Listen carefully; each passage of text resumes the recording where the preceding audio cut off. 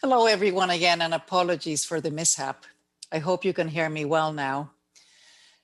Before we get started, just a quick reminder about some features you'll see in the Zoom webinar. The chat function has been disabled so that we all may focus on Everett's presentation. Everett will respond to questions after he has finished his lecture. You are welcome to submit questions into the queue at any time during the lecture by clicking the Q&A button at the bottom of your Zoom window. We also have a live captioner providing captions during this event. You can enable captions by clicking closed caption button at the bottom of your screen. And before we get things started tonight, I want to invite you to join us for some upcoming GST public programs. Tomorrow, October 28th at 7:30 p.m., Harvard and MIT will share a public discussion on the role of architecture in a representative democracy. And then on Thursday, October 29th at 7:30, please join us for the fall open house lecture with editor, writer, and community organizer, Neale Saval. All the lectures will happen on Zoom and require virtual attendees to register. More information about these events, as well as how to register, is available on the GSD's website. And now for tonight's event, it is my great pleasure to introduce Everett Fly, who will deliver the Frederick Olmsted Lecture for the academic year 2021. The core achievement in Everett Fly's career has been the development of a database and archive of places and landmarks designed by Black Americans. This database and archive of 1,200 sites and counting goes back to the early colonial period and includes historic Black settlements, places of burial, churches, productive and pleasure gardens, streets, and agricultural landscapes. In other words, all the landscapes where the daily lives and rituals of Black people in their communities took place during and after enslavement. This extraordinary contribution to the history of this country and to our discipline has been not only sustained over a long period of time, 4 decades, it has been painstaking and laborious. Imagine for a moment adding to the reality of an ephemeral medium that depends on human will for its longevity, the challenge of no official records, such as property deeds, nor personal written accounts like letters, diaries, or graphic representations such as maps, photographs, or paintings. To this inherent vulnerability, we can add centuries-old disregard for the historical value of such places. Against these odds, Everett Fly reaches out to the past, piecing together history, literature, religion, geography, records of the most unusual type, such as cattle branding records, and cross-references them with oral histories and vernacular techniques of transforming the land. In doing so, he brings these places vividly into the present, changing what we know and how we know them. I use the word designed intentionally, as it is not often used when discussing the vernacular. But this is precisely the point Everett Fly makes. Black landscape designers and gardeners, he states, have been present in America since the colonial days of the nation. Whether formally or informally trained in gardening, horticulture, and management techniques, once Black Americans began to own land, gardens and landscapes became purposeful elements of their environment, and evidence of their history exists throughout the United States. Moreover, Fly argues that although the tangible artifacts of architecture are often utilized as a primary indicator to establish the historical importance of a town, it is the landscape that is often the most significant resource in a community, and therefore the greater emblem of its culture. A San Antonio native, Fly received his undergraduate degree in architecture from the University of Texas, Austin, where he graduated with honors. And in 1977, he became the first African-American graduate landscape architecture here at the GSD. While a student here, Everett J.B. Jackson's course, The Built American Landscape Since 1865, which ignited the trajectory of his career. From this point on, Jackson became a mentor until his passing in 1996, and you will see his enduring influence on Everett's work in tonight's lecture. With collaborator, the architect Ellen Pulner Hunt, Fly wrote the report for the Historic Black Towns and Settlements Alliance, a partnership between the 5 most representative historic Black towns that seeks to leverage historic preservation, quote, to protect their communities, educate the public, and generate economic development, unquote. His project for Eatonville, Florida, the first incorporated Black town in the United States in 1887, stands as a keystone of his practice. Everett Fly was appointed by President Bill Clinton to the President's Committee on the Arts and Humanities, where he served from 1994 to 2001. In 2014, President Barack Obama recognized him with the National Humanities Medal, an honor rarely given to architects or landscape architects. He has received several awards for his preservation work, has been a fellow of the American Society of Landscape Architects since 1995, and is a co-founder of the San Antonio African American Community Archive and Museum. We are honored to have such a distinguished landscape architect and alumnus of our department speak tonight. Please join me in welcoming Everett Fly for the Frederick Lowe Olmsted Lecture.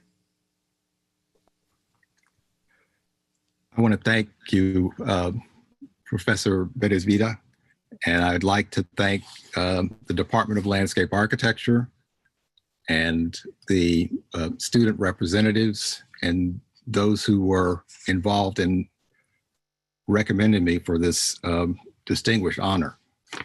I'm not sure how my work will measure up to the stature of Frederick Law Olmsted, but I'll do my best in this presentation to share what I believe are some of the collective legacies of Black America, which deserve acknowledgement and respect. I use the term or the words roots and treasures in my presentation because through my career, I came to recognize how deeply embedded Afro-American contributions are in the American landscape. I've also learned how rare and valuable so many of these places are. They are treasures.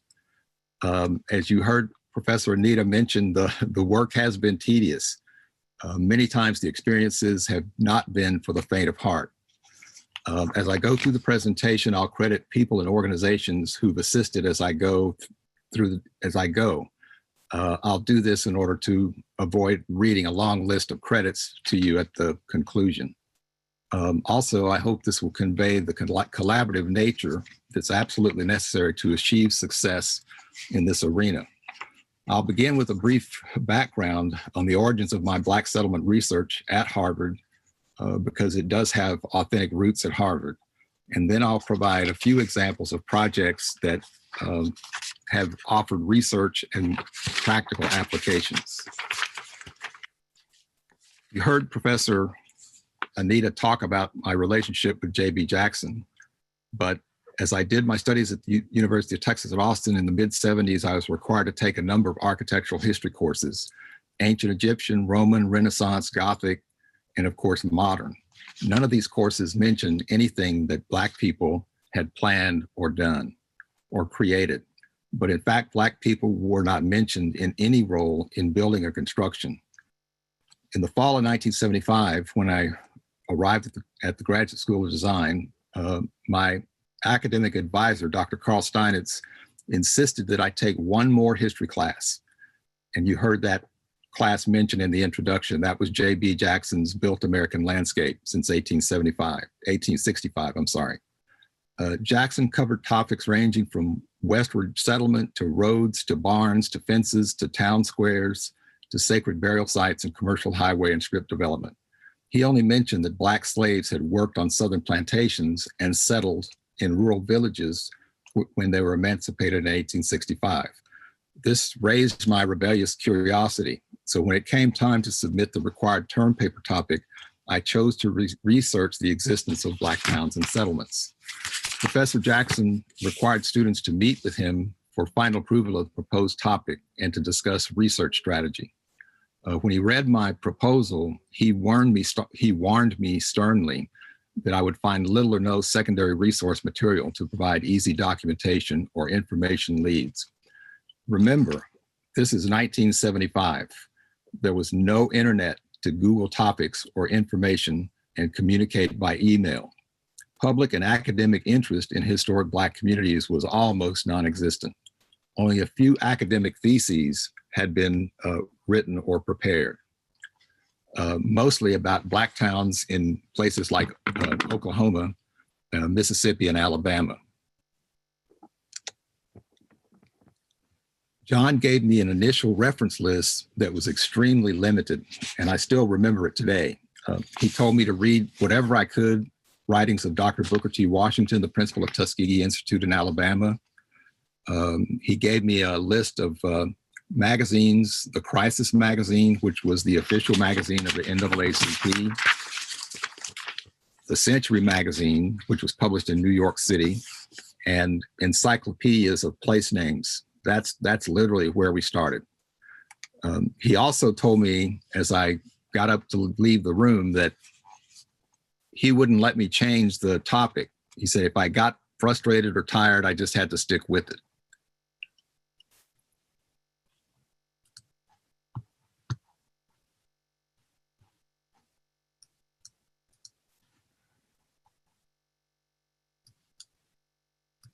I'm going to share my screen. Excuse me just a second.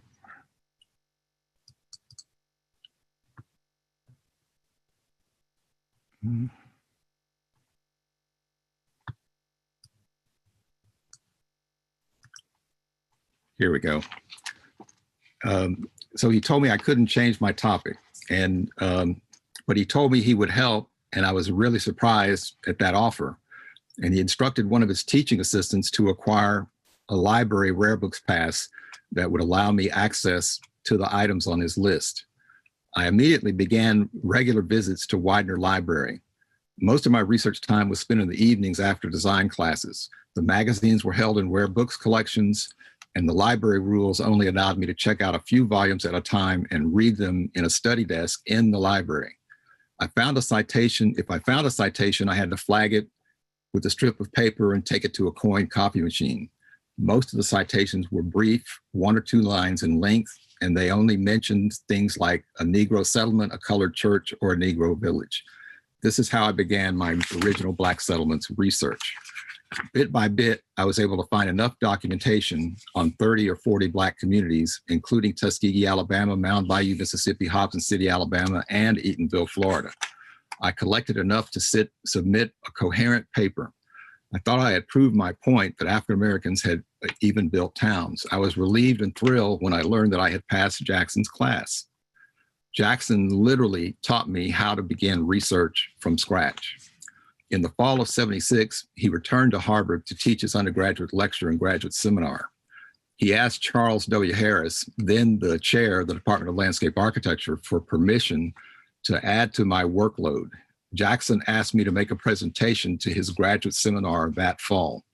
Professor Harris approved the request, but also began to track the progress of the special assignment on his own.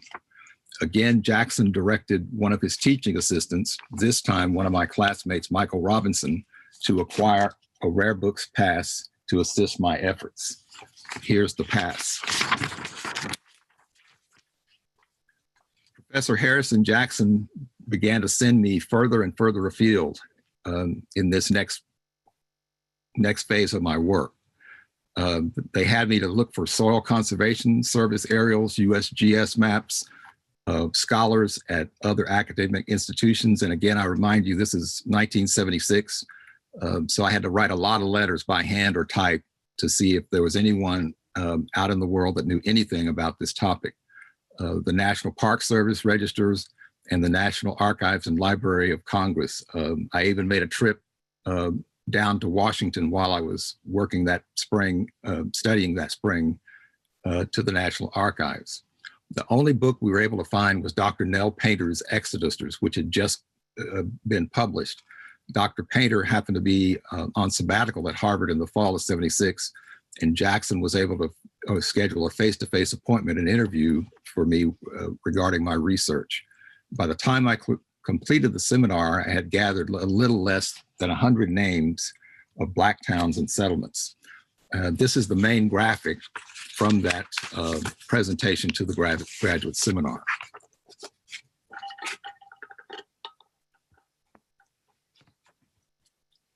In 1979, I received a National Endowment for the Arts Fellowship. The funding gave me opportunity to travel to some of the Black settlements that I had researched and actually spend time in the National Archives and Library of Congress in Washington, D.C. John Jackson continued to send handwritten letters encouraging me to do as much field work as possible during the grant. The experiences with direct contact with rare primary source materials and the country's top archivists and historians was invaluable. The National Archives and Library of Congress materials were some of the most authentic records available. And this is what allowed me to begin to develop my typology. While I was in the archives, I found these images. The color image at the top left is a postcard of what was called the Negro Building that was built for the 1907 Jamestown Tercentennial exhibit in Norfolk, Virginia. I was so curious about this, and right there in Washington, that I continued to ask the archivists about this event, and they were able to actually find the record group that included this photograph. It also included an archival box, and in the archival box was the folded blueprint sheets of the Negro Building. And I was able to find out that this building was designed by a Black architect named W. Sidney Pittman, who was a Tuskegee Institute graduate, and by coincidence, the son-in-law of Dr. Booker T. Washington.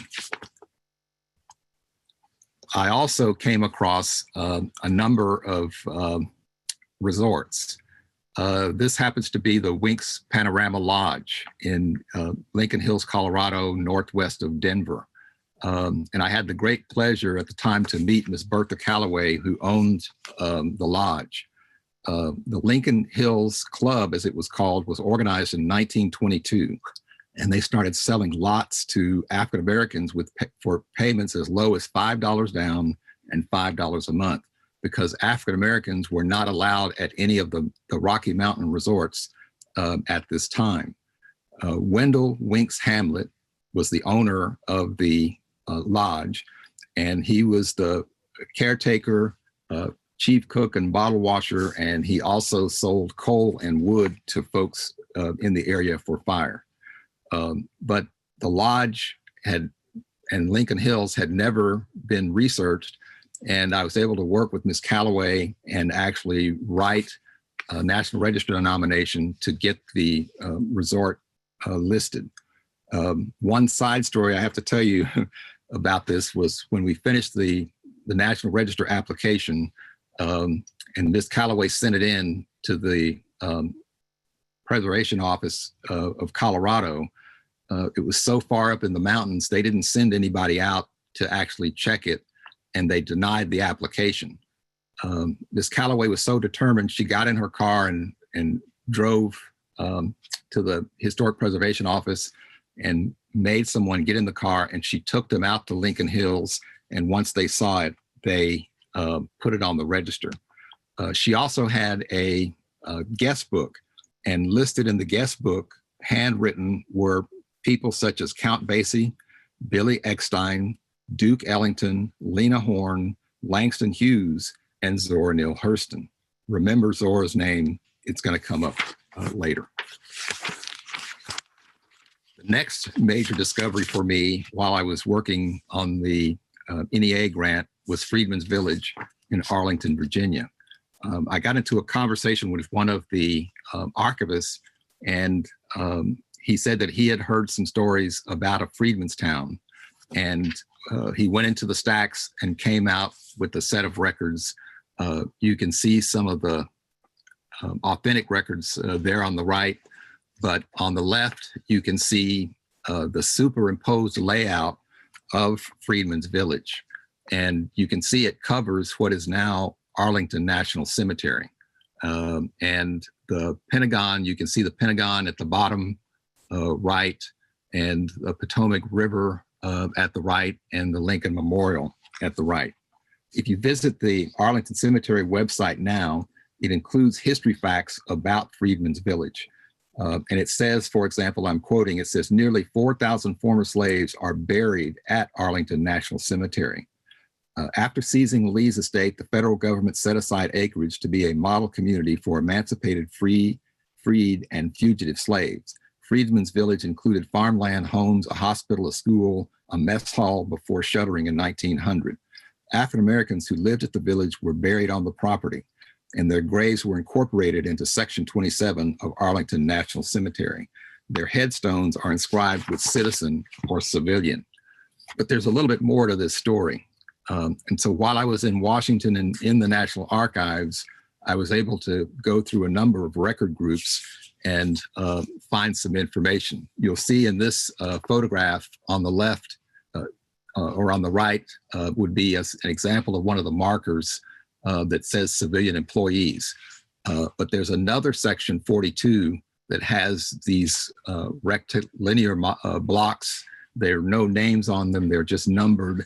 And I have good reason to believe that many of those are African Americans who lived either on the Arlington estate or in Freedman's Village. But here's what I'd like you to consider. In 1778, Martha Washington's son, General George Washington's stepson, John Parke Custis, purchased the land, which is now Arlington, 1,100 acres. In 1802, George Washington Parke Custis, son of John Parke Custis, had begun construction of a new mansion on the property called Arlington House. Two of Mr. Custis's black house slaves were named Charles Syphax and Mariah Carter. 1817, Arlington House construction is completed. Much of the labor for construction of the house was provided by African-American slaves, blacksmith, bricklayers, coopers, ditchers, carpenters, wagoners, and carriers. Some accounts credit Charles Syphax as the supervisor of construction of the north, south, and middle additions to Arlington House. In 1821, Charles Syphax and Mariah Carter are married. In 1826, Mariah Carter Syphax and two of her children are freed or manumitted. Mr. George Washington Parke Custis, but allowed to continue living on the estate.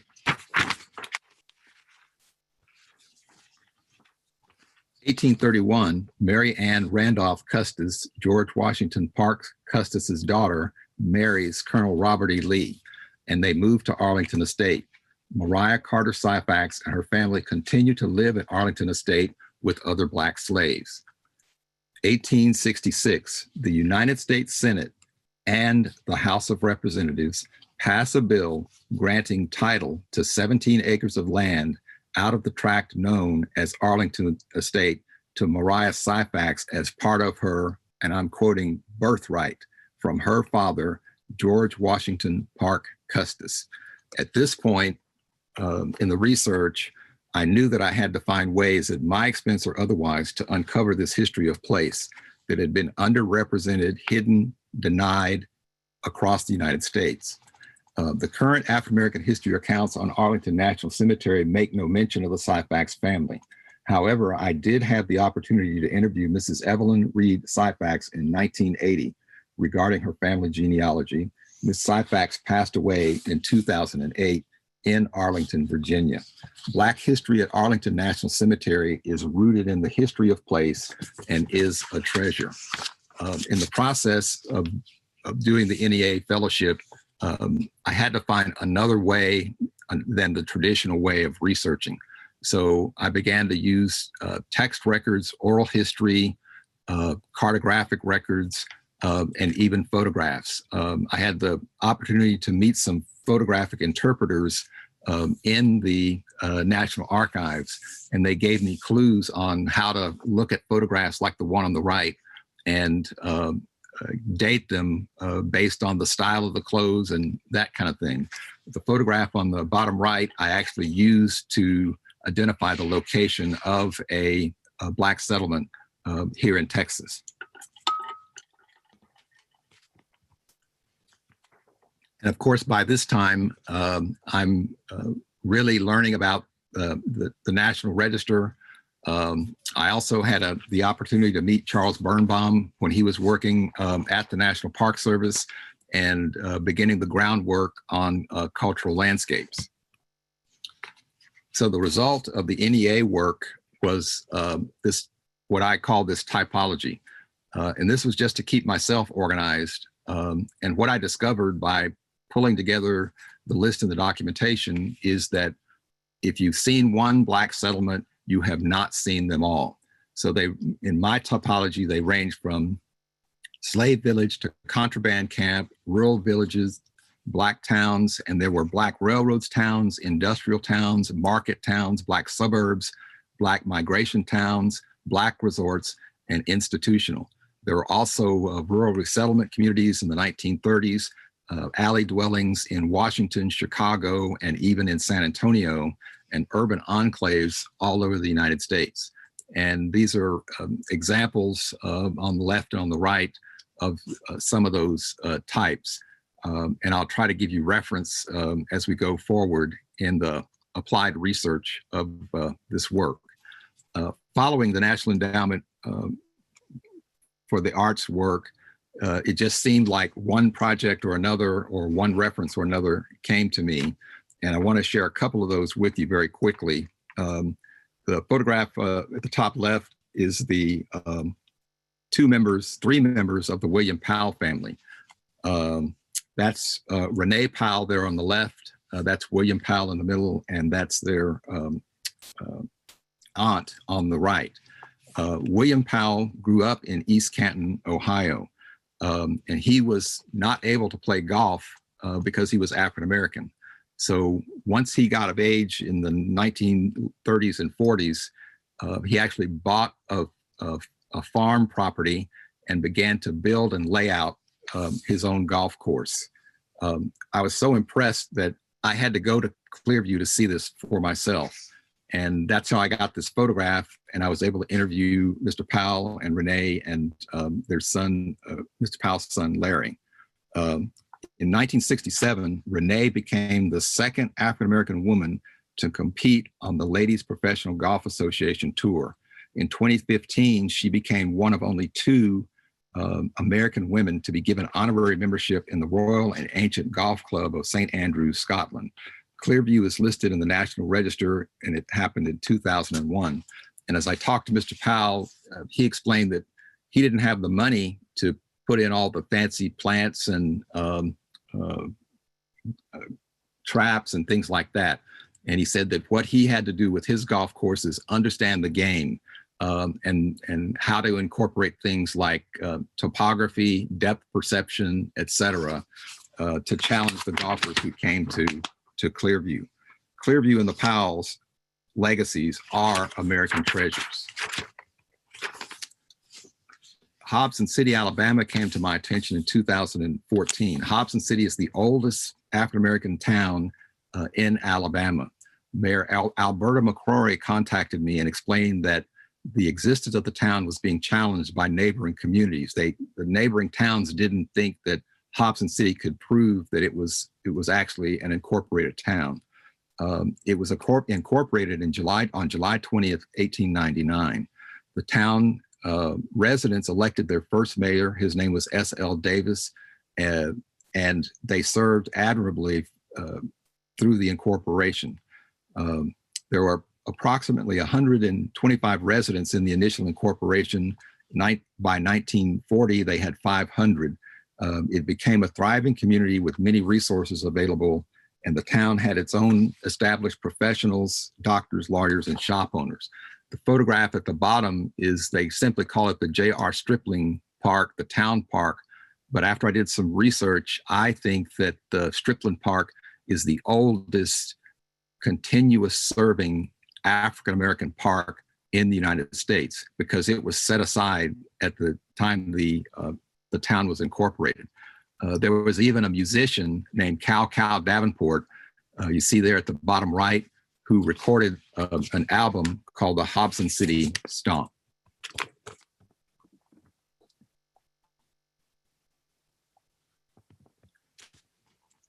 About 7 months ago, my cousin, Latrell Giles, contacted me and said that her friend Cheryl Macbeth, who lives in Brazoria County, Texas, was working to find ways to protect family cemeteries in her community in Brazoria County. That's southwest of Houston. Cheryl's genealogy work had discovered that there were extended family relationships that connected multiple sites with African-American history in Brazoria County. So my wife, Linda, was good enough to drive with me down to Brazoria to meet with Miss Macbeth and other community residents. One of the people we met with was Miss Evelyn Jammer, who is also a member of the Grace United Methodist Church. As we talked with Miss Jammer, several layers of cultural history were revealed. She showed us the burial plot on the church property, which is at the top right. This is an aerial photograph, and I want to thank retired Sergeant Joe Baker for working with me to get these photographs. But the cemetery is located at the top right at the back of the church. She showed us that burial plot, and we looked at some of the headstones, and she said, there's another cemetery, and they're all related and they're all connected. She explained, Ms. Jammer went on to explain that her family were slaves on a plantation within a mile of this site. The plantation is called the Levi Jordan Plantation. Ms. Jammer shared the church history with us, and it revealed that this congregation, Grace United Methodist, actually began on the plantation property and evolved into several churches that still exist in Brazoria County, today. In this aerial photograph, you can see the arrow, the red arrow there at the left, and at the right, middle ground, the little white structure, that's Grace United Methodist Church. The arrow identifies the approximate location of the original plantation house, the Levi Jordan Plantation House. And this is a photograph of the plantation house and the Texas Historical Commission marker at the front entrance. Historical Commission research and projects verify that this house was built by slave labor. And the indications are that Mr. Levi Jordan brought these slaves to Texas with Stephen F. Austin's 300 colonists. So Mr. Jordan and his slaves have roots in Texas. And then when we look again at this aerial, you can see again the white structure in the middle ground, that's the Grace United Methodist Church. But if you drop down immediately below there, there's another cemetery embedded in a grove of pecan trees. You can see, if you look at the left where the landmark, the heritage pecan tree is, the giant trunk, there's a yellow flag. And most of the markers in this cemetery are just that indiscreet. Either they're pipes or a simple stone. There are a few carved stones, but the people buried in this cemetery, some of them have been documented as actually being African slaves. When you look in the south direction from the church, you can see the church there in the bottom. The arrow, red arrow, shows you Farm to Market Road 316 that heads south towards the Gulf Coast. And if you continue south along that road, you will come across 3 churches, all which evolved out of the Levi Jordan plantation and also evolved out of the Grace United Methodist Church. Some of the churches have their own cemeteries and their own legacies and history. And you can see in the bottom right, the sign says that the Jerusalem Church was established in 1866. So for me, this would be one of J.B. Jackson's classic cultural landscapes.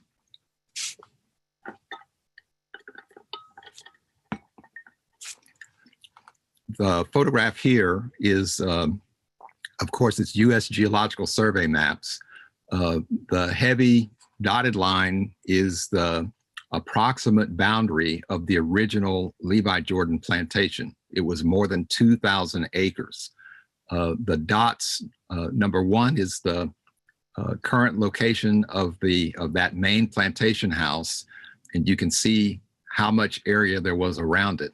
But if you look going to the south, following the dots, connecting the dots, there are other sites, as I've mentioned, that have authentic connection, either genealogy or institutional or religion.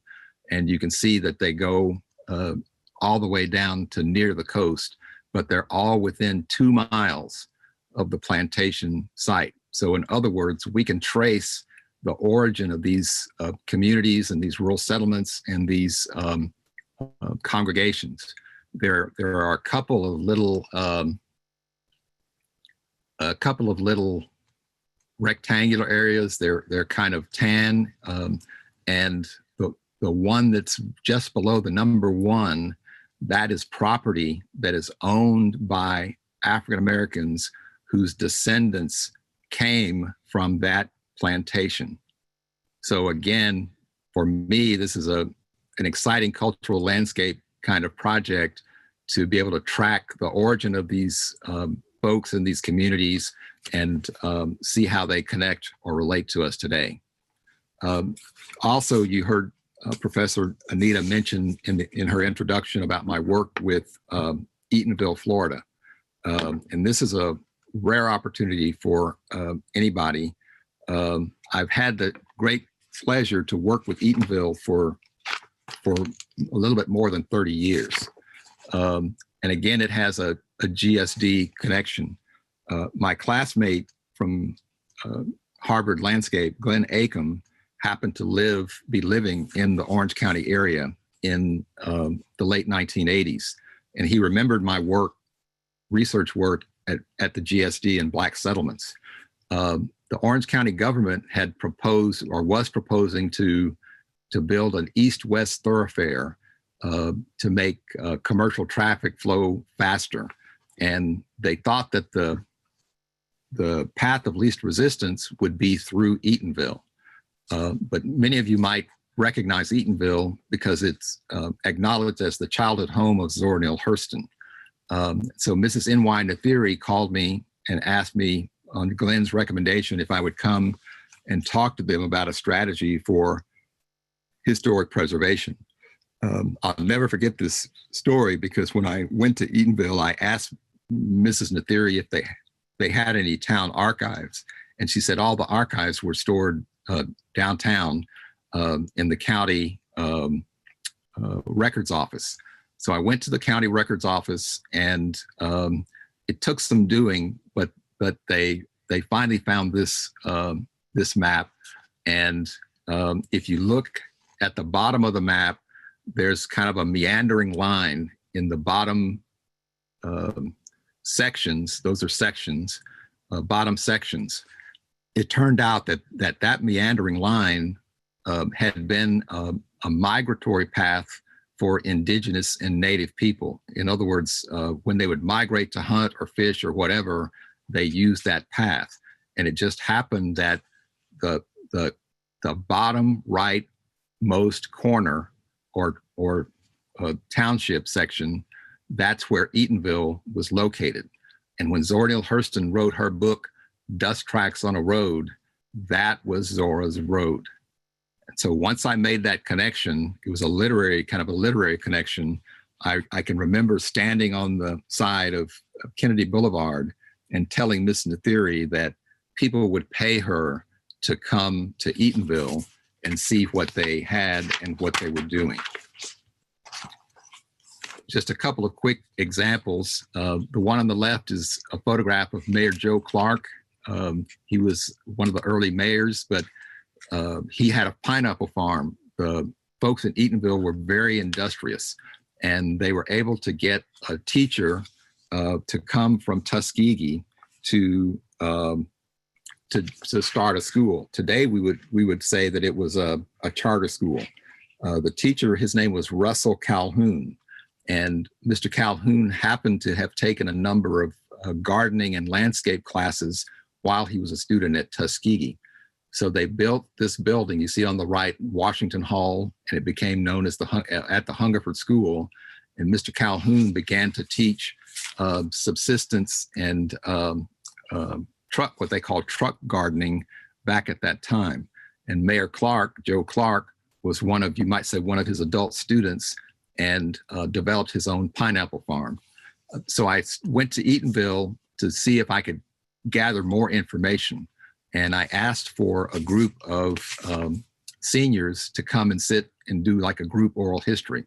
And I put a map up, you can see the map in the background there, and asked them to talk about or reminisce about their stories of Eatonville, and see if they could tell me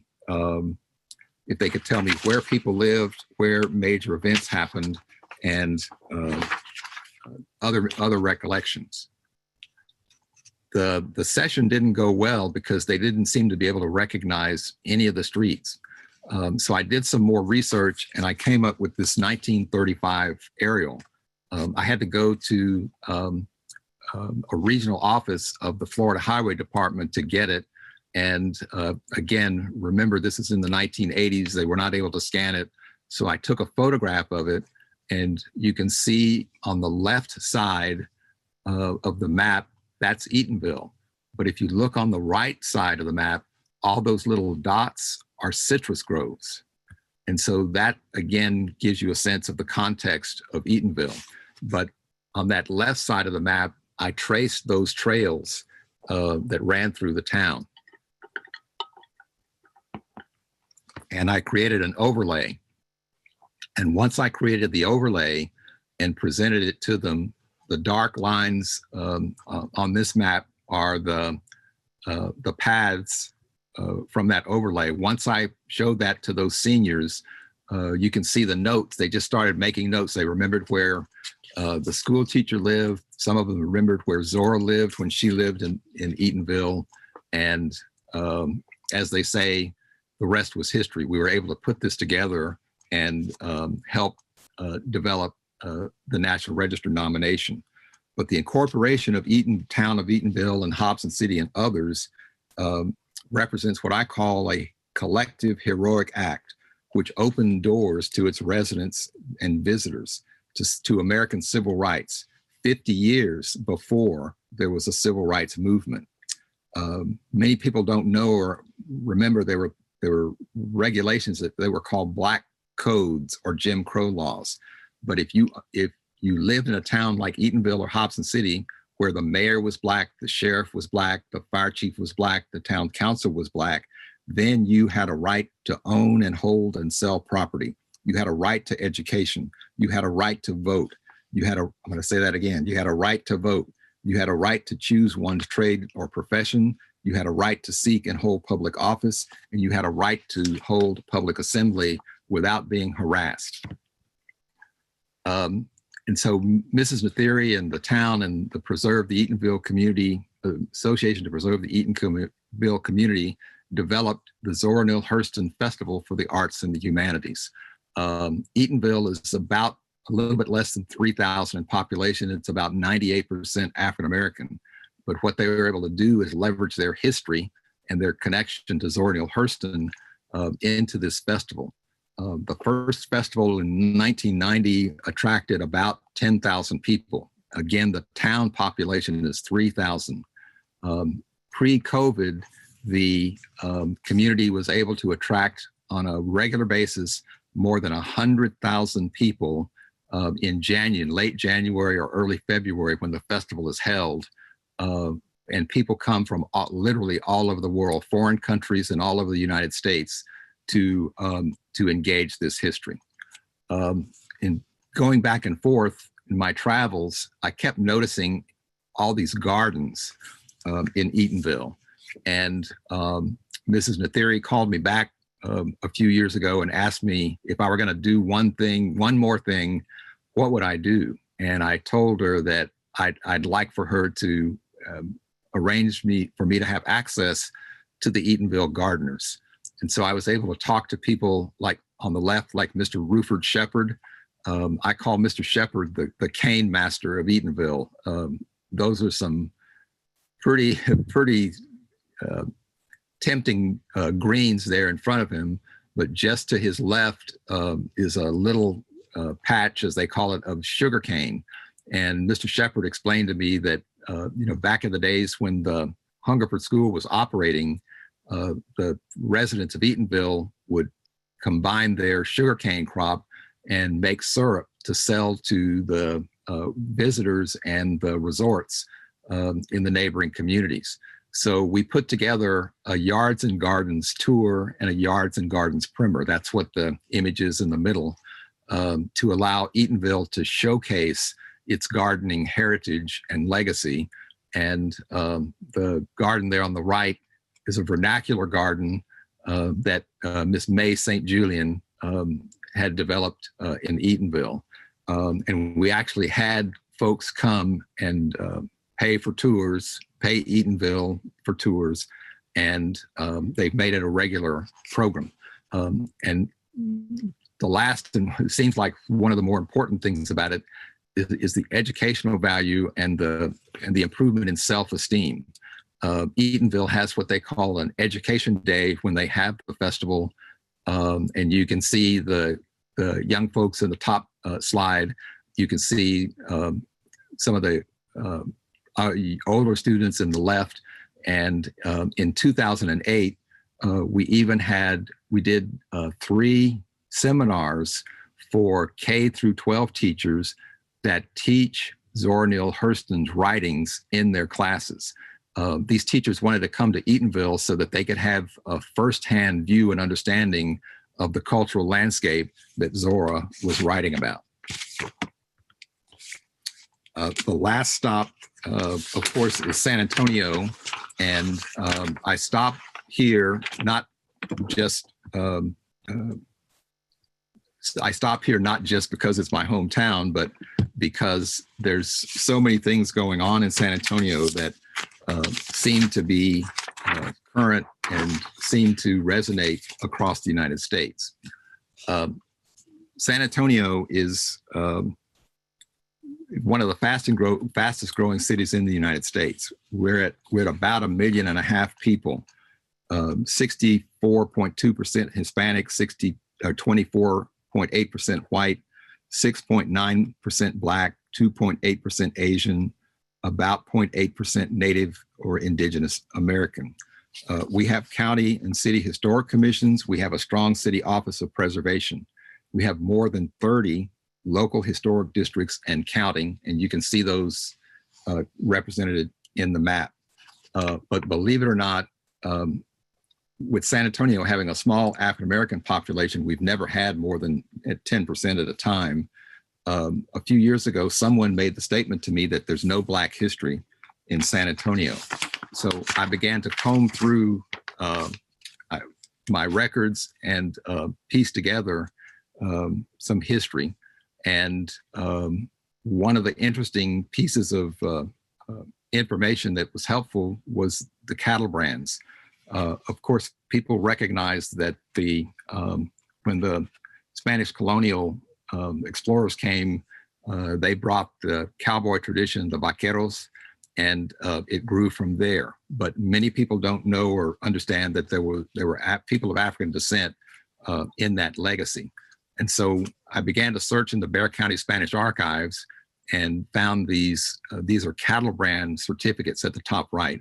And the Spanish archives, that does mean that these certificate registrations do go back to Spanish colonial time. But using the research methodology that I mentioned, using multiple types of information, oral history, maps and documentation, I was able to use many of these to locate where Black folks owned farms, ranches, or had pastures for cattle. Many times, if you look closely at the entries on these certificates, you see that it lists where they lived on the Salado Creek or west of town. And so that was very helpful. So I came up with the idea. I was trying to find a way to get people to engage this and ask questions. And so I came up with the idea of putting the cattle brands on caps. So far, I've come up with more than 75 certificates that were filed by African Americans. 5 of those were filed by Black women. Jane Warren, the one you see on the right, 1875, was one of those. But one not too long ago that I found was Margaret Demery Smith. And so far, she's a Black woman with the earliest registered brand, 1856. Her family came to Texas in 1835. And because at the time, Texas Constitution did not allow free Blacks to live in Texas, they had to write a written petition to the state republic government and ask for permission to stay, and their permission was granted. And so about 1850, they arrived in the San Antonio area, and in 1856, Ms. Demery files her certificate. In order to address the absence of African American history, Mr. George Frederick, the gentleman in the blue shirt, he and I accidentally met.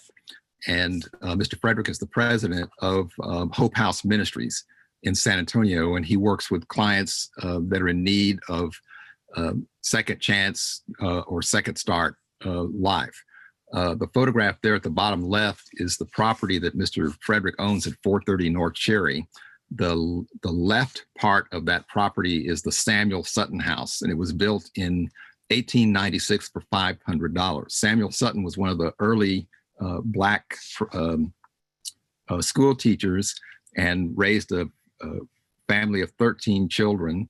And many people might recognize the name Percy Sutton, who was the borough president in New York and was also a civil rights leader and attorney to Malcolm X. And so we've incorporated SACAM, the San Antonio African American Community Archive and Museum. We used a grant working with the University of North Carolina and the Andrew Mellon Foundation, and great assistance from the Kronkowski Charitable Foundation here in San Antonio. There's a project that's going on now that we're all concerned about, and it's on Alamo Plaza. And the Alamo Trust is proposing to build a museum more than 100,000 square feet to house artifacts related to the Alamo. But there seems to be resistance in acknowledging the significance of civil rights and indigenous history on the plaza. Actually, the indigenous history predates the African American civil rights, and my friend Ramon Vasquez had shared information with me indicating that as early as 1721, he's found Catholic Church records indicating that soldiers of African descent are included in the burials in and around the plaza and downtown San Antonio. But the slides that I'm showing you here on the left is it's a 1848 plat for a gentleman named Felipe Eloa. And Mr. Eloa owned this property at the southwest corner of what is now Alamo Plaza. He actually owned it before the Battle of the Alamo, even though as you heard me mention, Texas, Republic of Texas law did not allow Black folks to own land. In 1887, African Americans applied for a permit to hold a public meeting on Alamo Plaza. The permit was denied, and when the African American citizens did attempt to have the event, a group of rabble-rousers physically disrupted the meeting and chased the African American citizens a mile to the west to one of the African American churches. In 1935, the article there in the middle, when the planning was being done for the Texas Centennial, African Americans petitioned to be included in the memorialization of the Texas Republic of Texas, and they were denied. That the African American citizens actually had the name of people to include in the memorial. So when you're on the plaza, you see the Alamo there at the top right, but immediately opposite the Alamo is the Woolworth building. And this building was built in the 1930s, I believe, 40s. And but the Woolworth Company built it, and it was one of the first lunch counters that was desegregated in the city on Alamo Plaza. And you can see in the bottom photograph that the, as they call it, the cenotaph, that's the memorial. That's the memorial that the African Americans requested to be included in. And if you look at it today, there are no African Americans listed or included, even though there were African American slaves in the compound during the battle. So a group has organized, it's called the Coalition for the Woolworth. It includes the Conservation Society of San Antonio, the San Antonio Branch NAACP, the San Antonio African American Community Archive and Museum, the Esperanza Peace and Justice Center, the West Side Preservation Alliance, the Mexican American Civil Rights Institute, San Antonio for Growth on the East Side, and individual advocates. And this group has been able to receive World Heritage status for the Woolworth building to protect its civil rights status. The Conservation Society shared these images with me. You can see the plan here. It shows the layout of the plaza. You can see the Alamo Chapel there at the right. The Woolworth is at the left. And even though offers have been made to share opportunities for compromise, the Alamo Trust continues to leave the option to demolish the Woolworth building, even though the plans provided by Alamo architects for the Conservation Society, this one shows you a model or an option that would allow a visitor to see the west wall of the Alamo compound, but also to save the Woolworth building. And we were able to find descendants of the young lady, Miss Mary Lillian Andrews, who wrote the letter requesting desegregation of the lunch counters. And we the coalition put together this altar, and that's Miss Nettie Hinton sitting there at the right, guarding the altar for the Dia de los Muertos last year. And we received second prize for this design. I can't begin to tell you how critical it is to recognize these African-American resources in these cultural landscapes. Almost on a daily basis, I get an email from somebody or some organization that ask a question about how do we protect these, how do we preserve them. I've seen many plans recently, modern plans where the designer completely erases any traces of these and Native American artifacts on properties. And it only shows the lack of sensitivity, but also a lack of understanding, a collective understanding of how important our cultural landscapes are. I want to thank you again for your time and listening. I have one last thing I wanted to share. By coincidence, when I graduated in 1977, the commencement speaker was Representative Barbara Jordan from Houston. And I clearly remember in her speech, her commencement speech, Barbara Jordan said that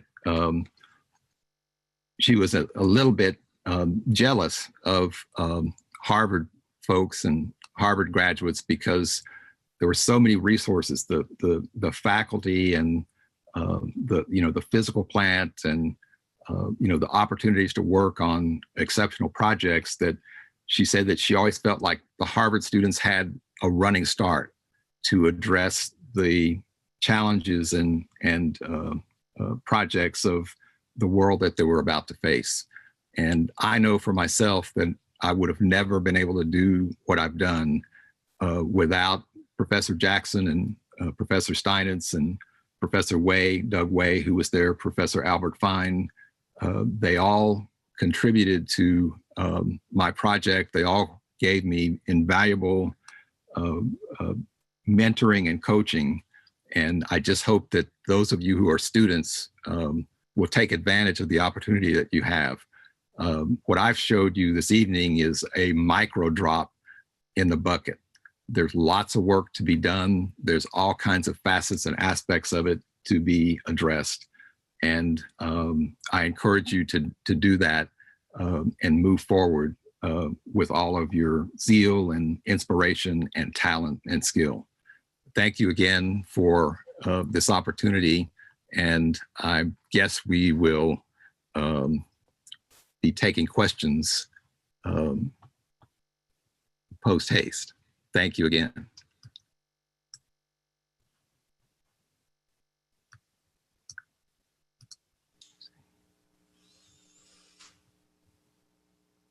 Thank you, Everett. Can you hear me? Yes. Okay, I'm glad no glitch this time. Okay, good. Thank you again for this really marvelous, moving, inspirational, and optimistic lecture.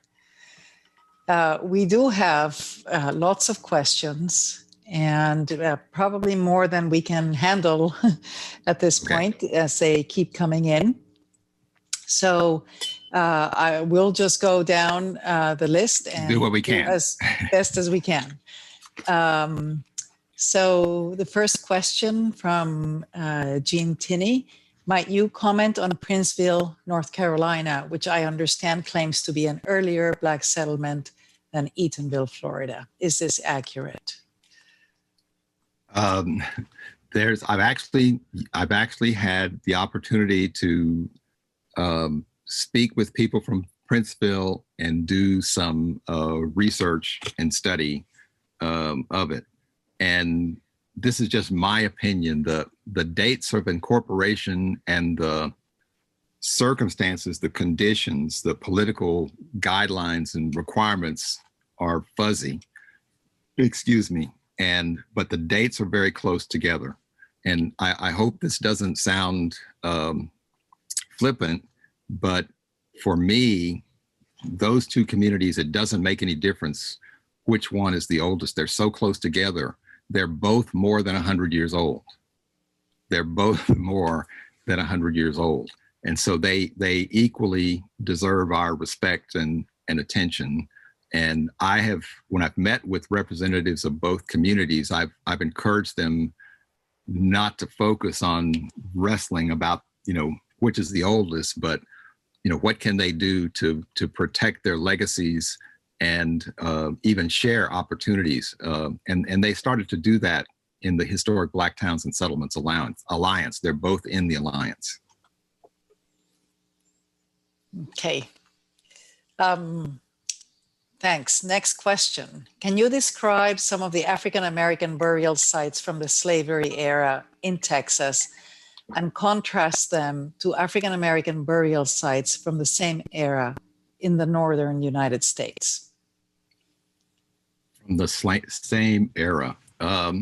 Actually, I don't claim that cemeteries are my exclusive specialty, but they are landscapes, and they're important. And the slave era cemeteries that I've seen in the South, and this would Florida, Alabama, Georgia, Mississippi, even in Virginia. A few years ago, I had an opportunity to go to Charlottesville. The slave burials across the South are fairly simple. Sometimes it's just a stone. Sometimes, what I've been told in the past, there were wooden markers. And so, of course, the wood deteriorates, and the succeeding generations, ancestors, come along, the heirs, and they'll put a marker, they'll add a marker. But generally, very simple. There has been some archaeological research that has identified, we call them cosmograms, kind of symbolic carvings, either in stone or in wood, that clearly do seem to have African origins. When they haven't been disturbed, it's pretty clear to see and understand that they're from Africa. But more or less, it's few and far between, because so many of the cemeteries have been disturbed. The northern cemeteries from this time period seem to be, the carvings and the markers seem to be a little bit more refined, more rectilinear, more organized geometrically in their arrangement and that kind of thing. Okay, moving down the list. Kona Gray asks, my firm practices hospitality design. I was not aware of the resort in Colorado. How many resorts dedicated to African Americans have you researched? And do you have an archive of the documents? Thank you so much. So I've researched about 20, and I have been from Florida to Massachusetts, to resorts, to the mid-Atlantic states, or of course Winks Lodge is in Colorado. A few years ago, I had the opportunity to work on Idlewild, Michigan, which is up near, what they call the Mitt of Michigan. I think that Idlewild is probably the largest land-based African-American resort in America. It's more than 3,000 acres. And I've been to California just briefly to visit those. So overall, about 20. The data on the resorts and my other research, it's part of my kind of working body of material. So I haven't posted it online or anything like that where people can get at it. I use it as a reference point in my work. And I was talking to Professor Anita before we started. I just haven't had time to put it out in an organized way for people to get at it. Okay, here are two questions from students. As an outsider, how do you approach a community asking to have an oral history session?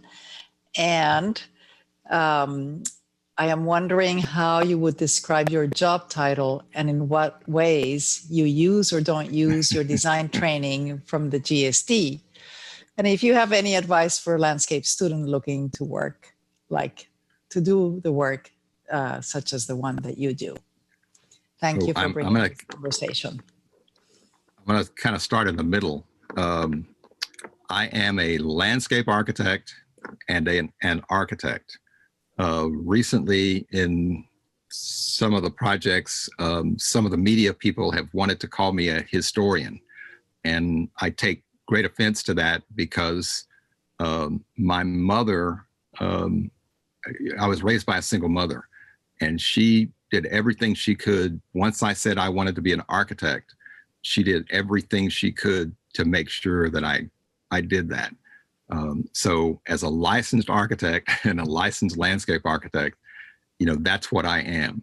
But I approach the work that I do through historic preservation. And historic preservation has evolved quite a bit since I started, as I said, from my days at the GSD. As I said, when I met Charles Birnbaum in the 1980s, the National Park Service was just starting to recognize cultural landscapes. And now there's a whole section, if you go to the National Park Service website, there's a whole section on cultural landscapes. So it just shows how it evolved. I still do commercial architecture and landscape architecture. I just for example, I just finished, a friend of mine is a contractor, and I just finished working on a custom house for him. So just because I do this cultural history work doesn't mean I've dropped the rest of my repertoire. But if you're a student, what I would tell you to do is, especially if you're still studying, is look for mentors or look for people in your school, just as I did, that can help guide you or take an interest in your work. When I started talking to Professor Jackson, he wasn't specifically on to the topic of Black settlements, but as I found more information and had conversations with him, and I had the great privilege, my wife Linda and I would, from time to time, when we could catch him in Santa Fe, we would go to Santa Fe and sit in his kitchen and talk about the strategies and approaches and ways to get at this. So I think there are many more folks out there today, professors and practitioners, that are involved in cultural landscapes than when I was. And so you just have to, look for them, be disciplined with your work, because it's, again, as it has gone on, how they say you really have to have your documentation together. You really have to understand the guidelines and so forth. The question about the oral interviews, it takes a lot of sensitivity. I always tell communities that I'm not going to come if you don't want me. In other words, I'm not going to force myself into your community. And so if a group or a community wants, like Eatonville, Mrs. Nathiri, N.Y. Nathiri called me, and Glenn Acom gave a referral for me to talk to her. And so that's how I began the conversation with them. But you have to find and build a rapport with some local person in the community.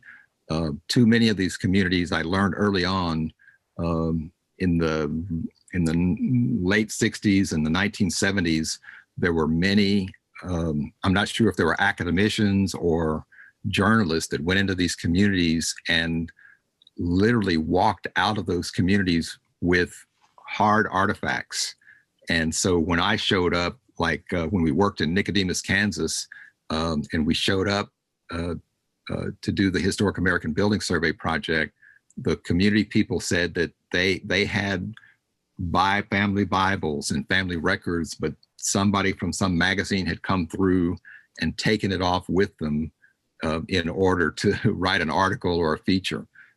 So very quickly, that's why I kind of brushed up on my photography. When I go into a community, I never take anything away from them. I take my camera. I ask them if they will allow me to take photographs of their records or documents or whatever they want to share. And that's what I do. And it's much better now. It's, as I said, this evolving over 40 plus years is, now you can take a picture with your phone and email it instantly to somebody and get a response. And I've actually done that and executed projects with communities in the field where they would send me a picture on their phone or email and do it that way. So you have to be respectful of that. And if you are, they'll invite you back. They will invite you back. Question from Glenn LaRue Smith. Do you know of Black landscape Hi, Glenn. architects, garden designers prior to David Williston, especially any women related to garden clubs? Good question. Again, I have to go back to part of my Harvard experience. When J.B. Jackson started me on the research, anybody that I could find at the GSD, I would capture them, and at the time, I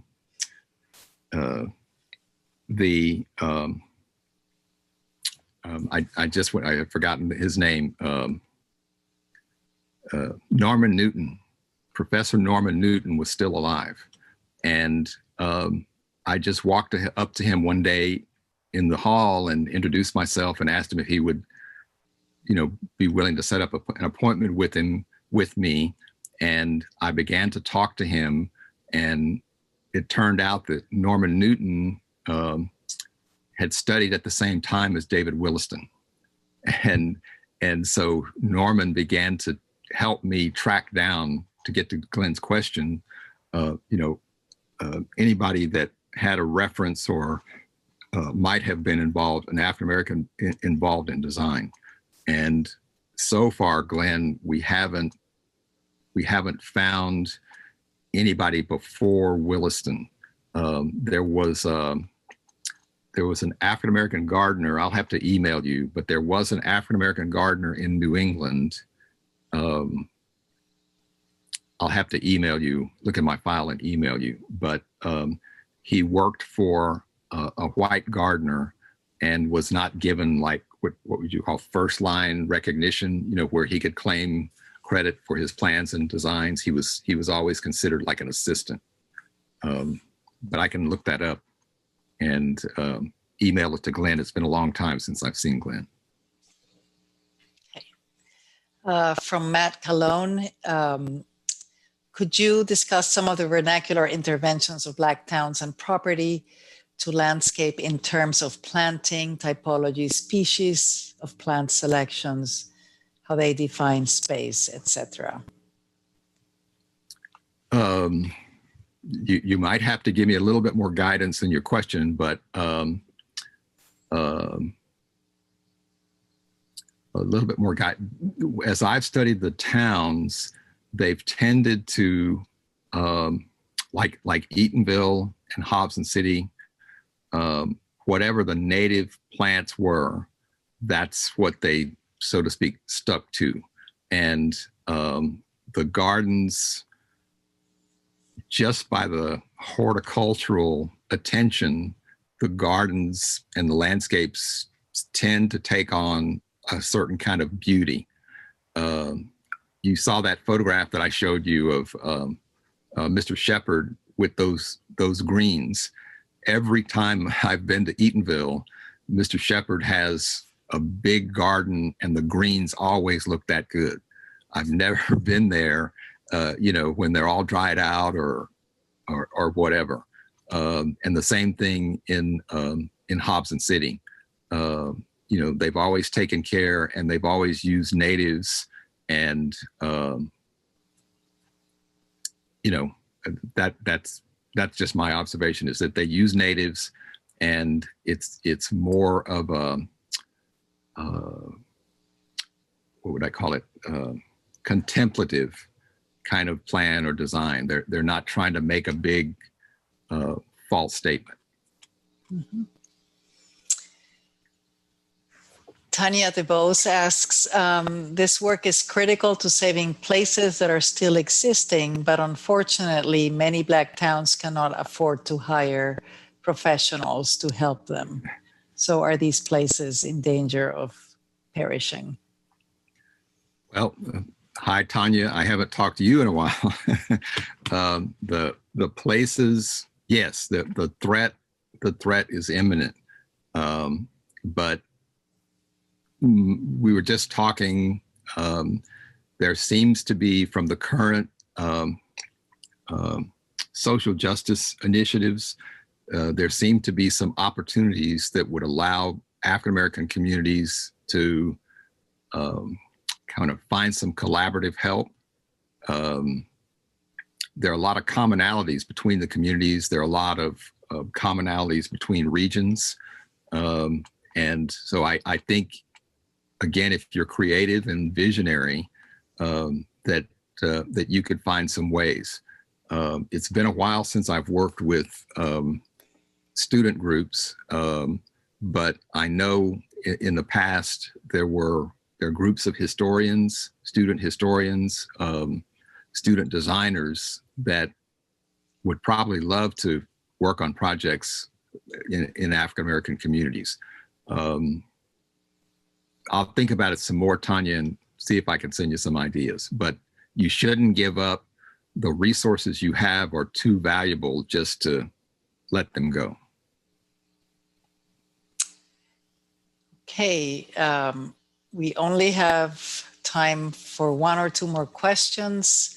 Kathleen Fox asks, what are the research projects that you would like to work on in the next few years, new or continuing? I think my plate is full. As I said, we're working to establish our San Antonio African American Community Archive and Museum. The concept is that it would be a digital community museum, and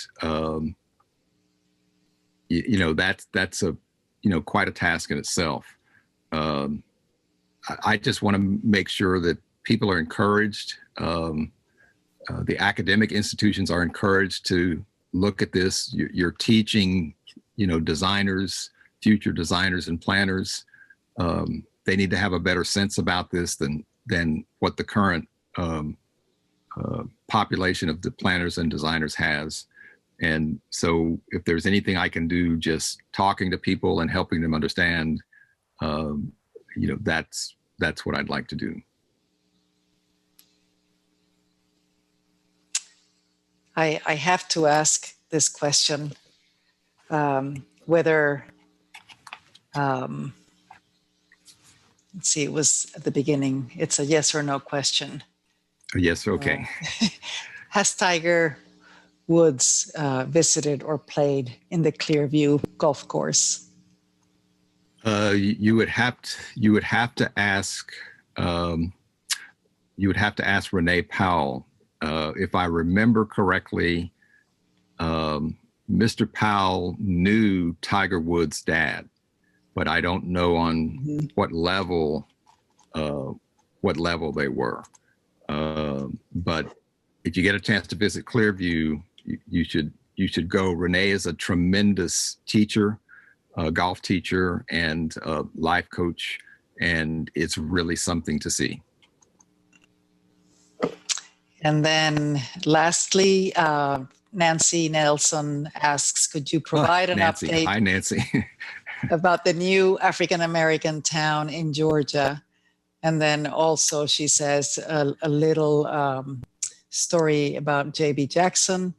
I remember J.B. Jackson's lectures being characterized as, quote, how the Yankees move west, end quote. By the way, he lost my term paper on his motorcycle trip between Berkeley and Harvard. Thank goodness I passed. That sounds Sounds like JB. Yeah. Like I don't know, Nancy. I don't know about the community in Georgia. You'd have to send me some information about it, but it's great to hear from you. And I can only imagine, because I remember the last lecture that J.B. Jackson would give each fall. He would come into the class dressed in his, as they call him, his motorcycle leathers, his leather jacket and his leather pants, and he'd had a helmet, and he'd give his lecture and walk out of Robinson Hall and crank up that motorcycle and roll out of Boston. So I can only imagine the papers flying out as he headed out of town. Okay, and then finally, how has Willett Moss, how has technology informed or changed the way you do research and investigate? And how do you find and connect to communities and clients and fund your research? We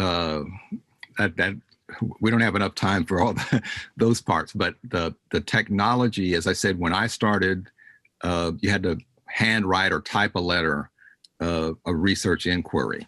You had to send requests to the U.S. Geological Survey in order to get a hard copy index so you could search for maps. Now you can do all that stuff online. So it's really great. I love it. But there's still, I showed in my earlier photographs in the presentation, some of those old files and dingy file rooms and things like that. There's still a lot of information out there that it's not digitized. And so you have to be careful not to assume that whatever you found on the internet is the absolute, the ultimate product. And the funding of the projects, again, when I started, like when I found that information about Arlington Cemetery, I just took on the responsibility. And so whatever I could squeeze out of my commercial projects, or if I was traveling, like I think when I went to Clearview, I was traveling for something else and I made a side trip. I was traveling for business and I made a side trip to Clearview. And then, as I said, recently we've had great support from the Kronkowski Charitable Foundation here in San Antonio. And we were able to launch the African American Museum with funding through the University of North Carolina and the Mellon Foundation. So the foundations do seem to be becoming more aware. It just, you have to be smart and write well and organize your proposal. But funding is going to be a challenge for everybody in the environment that we're in with the pandemic. Okay, the last two are from our own faculty. Edward Eigen responds to Nancy Nelson and says, it was the Brooklyn Dodgers who moved out west. And okay. From Rafaela Fabiani Gianetto, thank you for your presentation. Even though you take offense at being labeled a historian, it seems that your work has made an enormous contribution to landscape architecture history. Without your work, which puts into good use the skills of historic preservation, as well as those of oral and public history, the field of landscape history would be deficient. Do you agree that in order to tell the history of the Black landscape, conducting archival research, which is what historians typically do, is not sufficient? Can you repeat the question? Would you agree that in order to tell the history of the Black landscape, that conducting archival research, which is what historians typically do, is not sufficient? Yes. So again, I go back to the example with Eatonville. I never would have been able to help them and work with them to create that garden primer if I had not been able to talk to the gardeners, directly talk to, and the launch of that occurred over a summer. And so I got the gardeners to agree. They let me come every 3 or 4 weeks as the gardens evolved and walk through the gardens and talk with them. I would never have been able to find that in an archive. The only archival connection was what I was able to find from the Tuskegee records, because they had a gardening program. It was like a practical gardening program at Tuskegee in the late 1880s, 1890s. And so that gave me something to compare. What did they say they were encouraging gardeners to do, and what were the actual gardeners in Eatonville doing? Were they doing something different? Were they applying some intuitive techniques and skills? Yeah, you can't get at it just by doing archival work. You have to get in the field, with the people that are doing the gardening. And of course, field work is part of the archive too.